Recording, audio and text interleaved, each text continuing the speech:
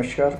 हम यूपीएसआरएम के कर्मचारी आज 58 दिन के बाद भी अपनी मांगों को लेकर के उसी तरह से डटे हुए हैं और हमारा कार्य बहिष्कार जारी है। हालांकि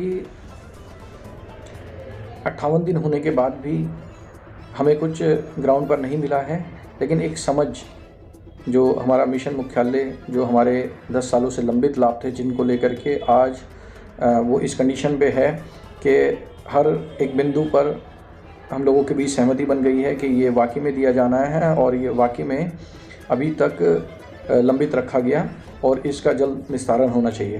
परंतु ग्राउंड लेवल पर जो लाभ दिए जाने थे वो अभी तक अप्राप्त हैं, इसलिए हम आज भी कार्य बहिष्कार पे हैं।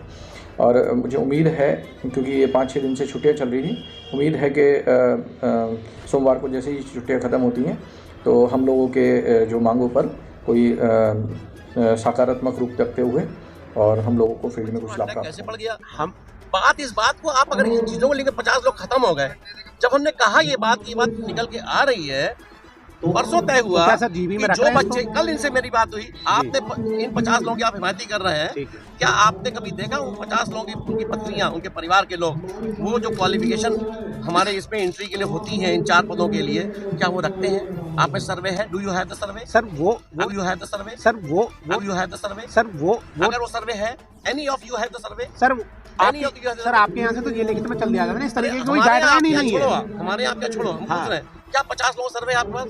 50 सर्वे सर हम 5 दिन अगले 2 दिन में दे देंगे आपको। आप जीबी में रखवा दीजिए। क्यों नहीं किया आप उसे जीबी में रखवा दीजिए। जीबी में आने जा रहा है, ये जीबी में आने जा रहा है। बस यही मैं कहना चाहता था। ये जीबी में आने जा रहा है कि जो ये निर्णय हुआ, आज से पहले निर्णय हुआ था, हम ही लोगों ने इस बात को उठाया कि साहब जब 50 बच्चे हमारे खत्म हो गए फील्ड की जॉब करते करते, किसी का प्लेन हेमरेज हो गया, किसी की रोड एक्सीडेंट हो गया, उनकी पत्नियां, उनके परिवार के लोग, उनके आश्रित, अगर हमारी क्वालिफिकेशन जो हमारे पद है, चाहे वो कंप्यूटर ऑपरेटर का है, चाहे वो पीएमएम डीएमएम का है और पद है, अगर अकाउंटेंट का है, अगर वो पद की क्वालिफिकेशन रखते हैं तो सर उनको वरीयता मिलनी चाहिए।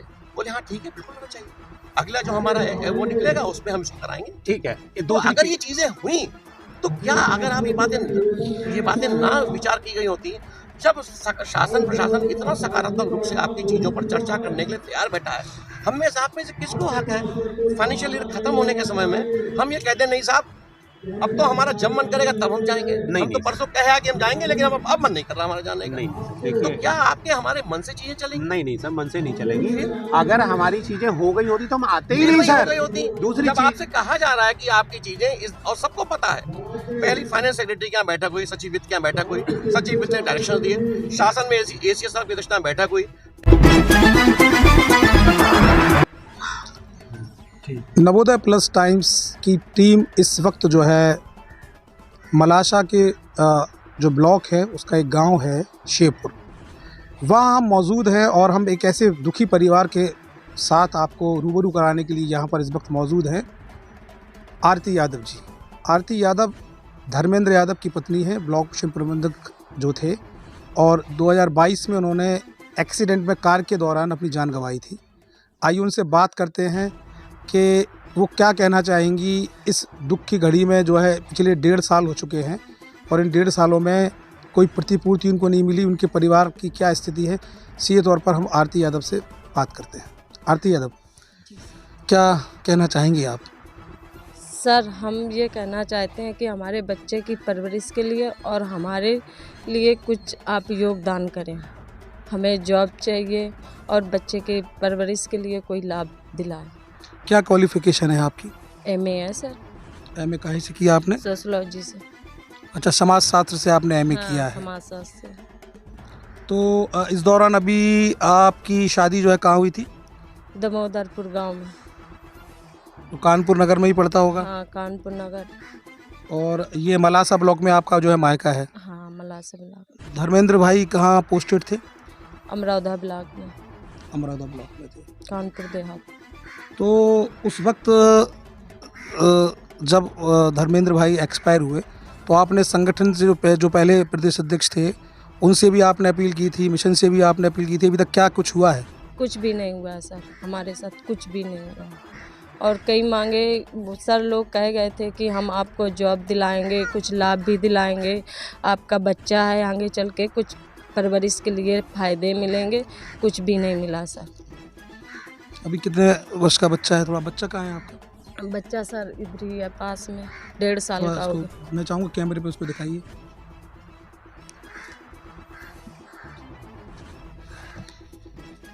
ये सर है हमारा बच्चा। कि 1.5 साल का हो चुका है? जी सर, पहले ये 6 महीने का था। जी जी। जब धर्मेंद्र भाई एक्सीडेंट में जो उनका इंतकाल हुआ, तब जो है जब उनका देहांत हुआ, तब ये पेट में होगा बच्चा? हाँ, प्रेग्नेंट थी, 6 महीने का था। 6 महीने का? हाँ, तो अभी कितने साल का है ये बच्चा बेटा? अब ये 1.5 साल का होने वाला है 1 महीने बाद। 1 महीने? हाँ, 1 सितंबर को हुआ था। सीधे तौर पे अगर मैं आपसे बात करना चाहूँ, आप मिशन के जो आला अधिकारी हैं इस वक्त, पिछली बार भी आंदोलन चला था, तब शायद उस वक्त जब आपका इंटरव्यू नवोदय प्लस टाइम्स ने लिया था, उस वक्त तो हालात बहुत ही ज़्यादा नाजुक थे, क्योंकि वो दुख जो है उसकी प्रतिपूर्ति या उसका जो है जो आपने गंवाया है वो हम तो कभी ज़िंदगी में ना आपके माँ बाप, ना आपके ससुराल वाले, ना कोई भी साथी उसको भरपाई कर पाएगा। तो आप उस वक्त के हालात, आप जब बीसी में जुड़ती थी और जो है एक आपको एक वो थी उम्मीद थी कि शायद इस बार हम लोगों को कुछ मिल जाए, और इस दौरान जो है बीसी के दौरान ही जो है उनका जो है जब आंदोलनरत थे सब लोग, तब वो एक्सपायर हुए थे धर्मेंद्र जी। जी सर। इसको बच्चे को ले लो दीदी, आप माता जी ले लो, थोड़ा बात कर ली। आप साफ देख सकते हैं मासूम बच्चा जो है इनकी गोद में है। जी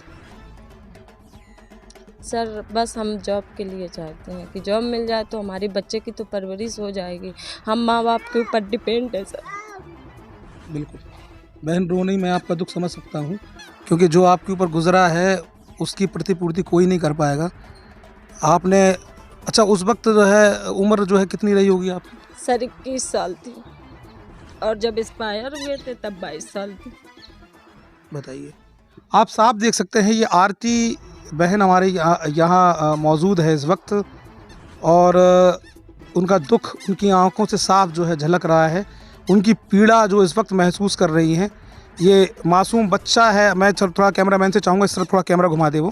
ये उनके माँ बाप हैं, इनकी बूढ़ी नज़रें जो है, और उनका इस बच्चे का बचपन, ये चीख कर जो है आप कैमरे को रुख इस तरफ कर लीजिएगा, आप इस तरफ कर लीजिएगा भैया जी, कैमरामैन से कहना चाहूँगा।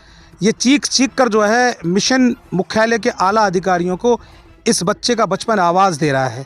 इस दुखियारी बहन की आंखों से जो टपाटप आंसू बह रहे हैं, ये आवाज़ दे रहा है मिशन मुख्यालय को कि मिशन मुख्यालय को इस वक्त जो है पिछले 1.5 साल पहले जो आंदोलन चलाया गया था, तब वो इनके पति जो है धर्मेंद्र जी जो है एक्सपायर हुए थे, जो ब्लॉक मिशन प्रबंधक थे अमरोहा ब्लॉक में, कानपुर देहात में। आज फिर जो है उनकी ये स्थिति बन गई है कि आप उनकी आंखों से झलकता हुआ जो आंसुओं का सागर है वो साफ आप देख सकते हैं, और उनकी उम्मीदें इस वक्त जो है अड़ी हुई हैं जो है मिशन मुख्यालय के आला अधिकारियों पर, कि सरकार के जो हमारे डिप्टी सीएम साहब ने भी आश्वासन दिया है कि आपकी लगभग सारी मांगों को हम पूरा करेंगे। उसके बावजूद भी जो है स्थितियाँ अभी जस की तस हैं।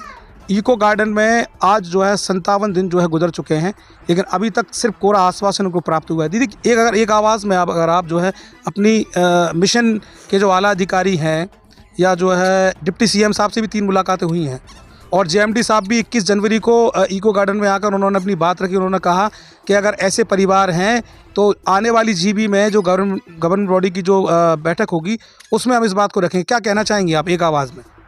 सर, हम यही कहना चाहते हैं कि अगर वो जॉब देने के लिए तैयार है तो हम करने के लिए तैयार हैं। और हमारे जो मिशन कर्मी इस वक्त जो है फिर से आंदोलनरत हैं। हम लोगों ने दिल्ली जंतर मंतर पर भी जाकर जो है मैं उस वक्त खुद वहाँ मौजूद था, अपनी टीम की तरफ से नवोदय प्लस टाइम्स की तरफ से मैं गया था, और मैंने वहाँ खुद कवरेज किया है। वहाँ धर्मेंद्र भाई की फ़ोटो उसमें लगी हुई थी, जो है श्रद्धांजलि दी गई थी उन शहीदों को जिन्होंने अपनी लड़ते लड़ते अपनी कुर्बानियाँ जो है इस मिशन को दे के गए हैं। इन जो मिशन कर्मी इस वक्त जो है हड़ताल पर हैं, उनसे क्या कहना चाहेंगी आप? उनकी मांगें पूरी की जाएं सर, जिस कारण उनका हड़ताल चल रहा है तो उनकी मांगें पूरी की जाए। और मिशन मुख्यालय के आला अधिकारियों से सर, हम लोगों की समस्या समझें। जैसा आपने देखा कि आरती अभी कुछ कहने की स्थिति में नहीं है। लगातार आरती के ऊपर जो इन 1.5 सालों में गुजरा है वो तो सिर्फ आरती ही जान सकती है। और इस वक्त जो है आरती के माता पिता हमारे साथ मौजूद हैं। अभी मेरी उनसे बात हो रही थी, उन्होंने बताया कि 4 मेरी बेटियां हैं और मैंने पढ़ाई में, उनकी परवरिश में कोई कमी नहीं रखी है। आइए जानते हैं उनके दिल पर इस वक्त क्या गुजर रही है। अंकल जी, क्या कहना चाहेंगे आप? हम कहना ये चाहते हैं कि हमारी बेटी का बिखरा हुआ जो परिवार है, उस परिवार के लिए और एक छोटा सा 1.5 साल का लगभग नाती है, उनके परवरिश के लिए आला अफसरों से मेरा ये अनुरोध है कि उनके जीविका उपार्जन के लिए कुछ आप आला अफसरों के माध्यम से उनको सहयोग मिले, सहायता मिले। हम यही आप सबसे अनुरोध कर रहे हैं। बच्चा छोटा है, गोदी में ले लीजिएगा आप, छत खुली हुई है, आप उसको गोदी में ले लीजिएगा। आप साफ देख सकते हैं कि जो है बगल में एक बूढ़ी माँ इनकी जो है खड़ी हुई है और इनका जो एज का फैक्टर है, आखिर ये कब तक इनका परिवार जो है, 4 बेटियां हैं इनकी, उन्होंने जो है बड़ी उम्मीद के साथ आरती का रिश्ता किया था कि ब्लॉक मिशन प्रबंधक है लड़का, जो है ग्राम विकास विभाग की नौकरी कर रहा है और आने वाला वक्त बड़ा अच्छा गुजरेगा। लेकिन इस बिखरते हुए परिवार चीख कर जो है मिशन के आला अधिकारियों से ये गुहार लगा रहा है। ये गुहार लगा रहा है ये परिवार कि आखिर जब जो है पिछले 1.5 साल पहले आंदोलन चला था, तब भी हसरतें थी, तब भी उम्मीदें थी, लेकिन वो उम्मीद जो है अब टूट चुकी है, हताश हो चुकी है। वो उम्मीद इसलिए हताश हो चुकी है क्योंकि आरती ने अपना जो है पति को खो दिया है। पूरी ज़िंदगी इसकी भरपाई ना मिशन के आला अधिकारी कर पाएंगे, ना जो है संगठन कर पाएगा। लेकिन फिर भी बड़ी हसरत भरी नज़रों से जो है नवोदय प्लस टाइम्स की टीम भी इस जो है आला अधिकारियों से ये कहना चाह रही है कि मिशन मुख्यालय के जो आला अधिकारी हैं, मिशन निदेशक हैं या जो भी नुमाइंदे वहाँ बैठे हुए हैं, वो इनके दर्द को समझें, इनकी पीड़ा को समझें और इनके ऊपर जो गुजर रही है। जैसा कि 21 जनवरी को जेएमडी आए वहाँ पर इको गार्डन में, उन्होंने कहा कि आप सर्वे करिए, तो जीता जागता एक सबूत जो है नवोदय प्लस टाइम्स दिखा रहा है, इस परिवार की सर्वे करके दिखा रहा है आपको कि आरती जो है MSc उसने समाजशास्त्र किया है, वो फुलफिल इस जॉब के लिए पूरी तरीके से एज के फैक्टर से और एजुकेशन के फैक्टर से एकदम फिट बैठ रही है। तो कृपया नवोदय प्लस टाइम्स की आवाज़ आपके कानों तक अगर पहुंच रही हो तो आप इनकी सुध लीजिए। नवोदय प्लस टाइम्स के साथ शाहिद खान की रिपोर्ट, कानपुर देहात से।